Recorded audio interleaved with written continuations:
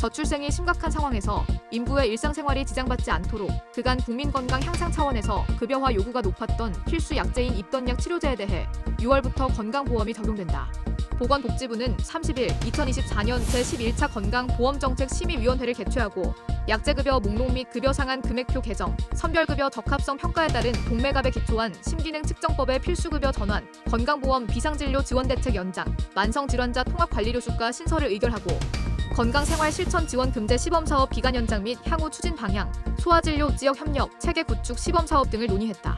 6월부터 인부의 부역과 구토 조절을 위한 입덧약 치료제의 건강보험을 신규 적용하고 퇴장 방지 의약품으로 지정된 면역 글로불린 등 혈장 분해 제제 25개 품목에 대한 원가를 반영하여 약가를 인상한다.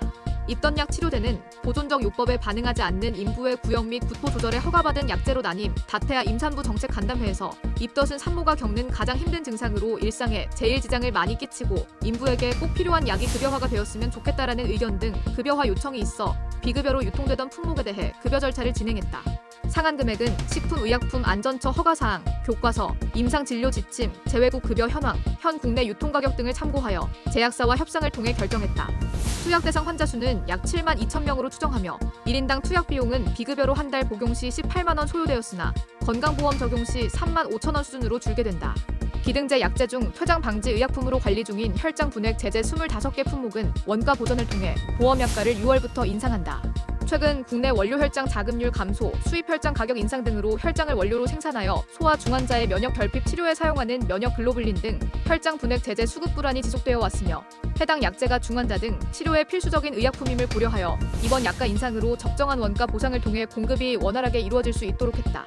또한 면역 글로불린 제제는 향후 1년간은 최근 5년간 연평균 생산량 수준을 고려하여 증산 조건을 부여했다.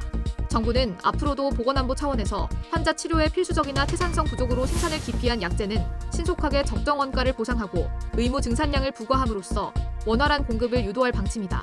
보건복지부는 정부의 저출생 상황 극복을 위한 노력 속에 인부에게 도움이 되는 약제의 신규 보험 적용을 시행하여 보장성 강화 및 경제적 부담이 완화되길 기대하며 환자 치료에 필수적인 건강보험 약제는 적정한 원가 보상을 통해 수급 불안정을 적극적으로 해소해 나갈 계획이다라며 아울러 사후 재평가 등을 통해 불필요하게 지출되는 비용은 절감하는 합리적 지출 관리를 지속적으로 시행할 방침이다라고 밝혔다. 혈력학적으로 불안정한 환자의 심장 기능 모니터링에 주로 사용 중인 선별급여 항목 동매갑에 기초한 심기능 측정법을 필수급여로 전환하여 중환자 진료 등 필수의료 영역의 보장성을 높이는 논의도 있었다.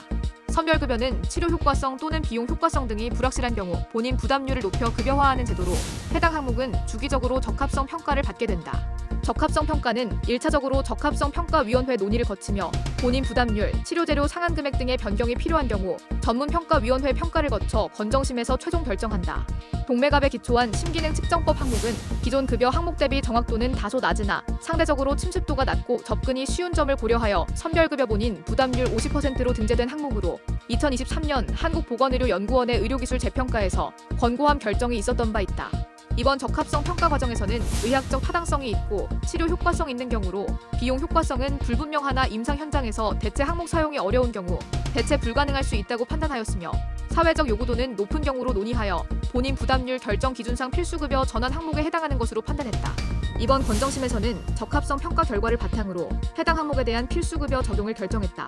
보건복지부는 지난 2017년 처음 선별급여에서 필수급여로 전환된 사례 이후 14번째 필수급여 전환 사례라고 밝히며 향후에도 임상 현장에서의 사용 경험, 임상 근거 축적을 과학적으로 평가하여 꼭 필요한 영역의 필수급여 전환을 지속해 나가겠다라고 밝혔다.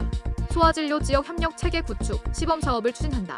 이번 시범사업을 통해 아동병원 등 2차 병원 중심으로 지역 네트워크를 구축하여 지역 소아진료병 의원 간 긴밀한 협력을 통해 소아 환자가 사는 지역에서 공백 없이 진료받을 수 있도록 한다. 아동병원 등 소아진료병원이 지역 네트워크 운영 역량과 지역 소아 2차 진료 제공 역량을 강화하고 신속한 소아 환자 연계 및 추적 관리가 가능하도록 의료진 간 직통 연락망 구축 및 진료정보 공유 플랫폼을 활용한다.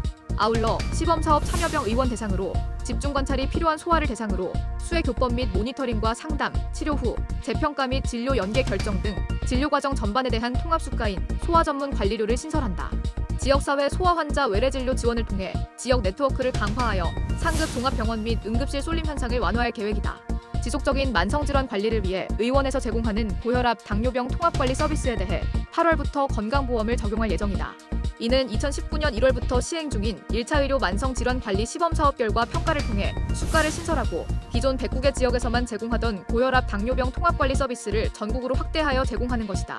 이에 따라 고혈압 당뇨병 환자가 동네 의원에서 통합관리 서비스를 신청하면 의원은 검사 등을 통해 환자 맞춤형 관리 계획을 세우고 교육과 주기적인 환자 관리 서비스를 제공한다. 또한 적극적으로 고혈압 당뇨병을 관리하고자 통합관리 서비스에 참여하는 환자의 진료비 부담이 늘어날 것을 예상하여 본인 부담률을 20%로 적용하고 환자가 건강생활을 실천하거나 통합관리 서비스에 지속적으로 참여하면 적립되는 건강생활 실천 지원금을 의원에서 본인 부담금 결제 시 사용할 수 있도록 카드를 도입한다. 보건복지부는 고혈압 당뇨병 통합관리 서비스를 급여화함에 따라 지역사회에서 1차 의료기관의 역할을 강화하고 환자 스스로도 더욱 적극적으로 고혈압 당뇨병을 관리하기를 기대한다라고 밝혔다. 개인의 자기주도적인 건강생활 실천 동기를 유발하기 위해 건강생활 실천 활동과 건강 개선 결과에 따라 인센티브를 주는 건강생활 실천 지원 금제 시범사업을 3년 연장한다. 보건복지부는 시범사업 참여자의 BMI, 혈압, 공복혈당 등이 개선되었음을 확인하였으나 참여율을 더욱 높이기 위해 시범사업을 개선하기로 했다. 특히 의원 중심의 고혈압 당뇨병 통합관리 서비스를 전국으로 확대하는 시기에 맞추어 건강생활 실천 지원 금제 관리형 사업도 참여 지역을 전국으로 확대하고 사업 참여자의 편의성을 제고하기 위해 의원에서도 참여 신청할 수 있도록 개선한다. 또한 기존 인터넷 쇼핑몰에서만 사용하였던 포인트를 의원에서 본인 부담금 지불에 사용할 수 있도록 카드를 도입한다. 보건복지부는 의사 집단 행동 대비 중증 응급 환자 진료 공백 방지를 위해 비상진료 건강보험 지원 방안을 수립하여 지난 2월 20일부터 시행 중이다. 이날 회의에서 정부는 집단행동 장기화 시에도 비상진료 체계를 안정적으로 운영하기 위해 중증 응급 환자의 원활한 이송 전원을 위한 중증 응급 환자 배정 지원금을 개선하고 월 1,883억 원 규모의 비상진료 체계 건강보험 지원 방안을 연장을 의결했다. 또한 비상진료기간 중증 환자 입원 비상진료 동료를 위해 22년 청구 실적 활용한 2개월치 입원료를 조기 지급 후 차액을 지급 정산하는 중증 환자 입원 비상진료 사후보상 시범사업을 추진하기로 했다. 응급실과 상급 종합병원이 응급 중증 환자 진료에 집중 대응할 수 있도록 경증 환자에 대해 상급 종합병원에서 병의원급으로 회송한 경우 보상을 강화했다. 응급 환자의 신속한 전원 및 24시간 공백 없는 응급의료 체계 유지를 위한 보상도 강화한다. 중증 환자가 신속하게 배정될 수 있도록 보상을 신설하고 응급실, 진탈료 및 심폐소생술 등 응급실에서 시행하는 의료행위 가산 인상 등 보상을 강화했다. 병원 내 중환자 및 응급 상황 발생 시 신속하게 대응할 수 있도록 교수 등 전문의가 중환자 및 입원 환자 진료 시 정책 지원금을 신설한다. 또한 일반 병동에서 심정지 등 응급 상황 발생 시 조기 개입 및 적시 치료를 제공하는 신속 대응팀에 대한 보상 강화와 함께 참여기관도 확대한다. 집단행동기간 원활한 전원을 위해 중앙광역응급상황실을 통해 배정된 중증 응급 환자를 수용한 의료기관 대상으로 지급한 중증 응급 환자 배정 지원금의 대상을 확대하고 보상 수준도 인상한다. 현재 환자가 내원한 의료기관에서 최종 치료가 어려워 타 의료기관으로 전원하는 경우에만 적용하고 있으나 앞으로는 의료기관을 찾기 어려워 중앙광역응급의료상황실을 통해 배정받는 중증 응급 환자를 수용한 경우에도 적용할 수 있게 된다. 또한 현재 권역 전문지역 응급의료센터 및 권역외상센터에서 환자를 수용했을 경우에만 적용이 가능하나 앞으로는 중증 응급 환자 진료가 가능한 전문병원도 배정 지원금 산정기관에 포함된다. 집단행동으로 인한 비상진료 상황에서 의료기관의 중증 응급 환자 수용률 제고를 위해 보상도 7만 원에서 20만 원 수준으로 인상한다. 또한 중증 환자 입원, 비상진료 사후보상 시범사업 구체적 지원 방안은 다음과 같다.